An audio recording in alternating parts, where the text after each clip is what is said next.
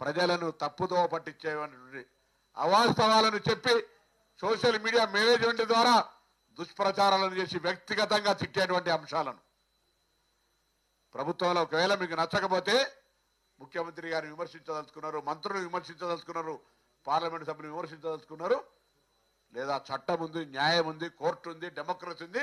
అన్నిటికంటే రేపు పొద్దున బ్యాలెట్ ఓటింగ్ ఉన్నది.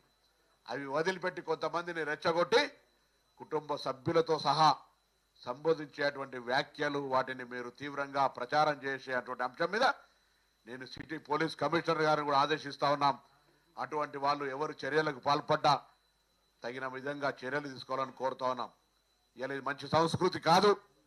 గతంలో అనేక మంది మా వాళ్ళ మీద అటువంటి ఏదైనా ఒక పోస్ట్ క్రియేట్ అయితే ఇళ్లలో అర్ధరాత్రి చేసి అరెస్ట్ చేసి తీసుకొచ్చినారు. ఇలా ఇటువంటి ఆందోళనకరం కలిగించేటువంటి లాంగ్వేజెస్ను ఉపయోగించి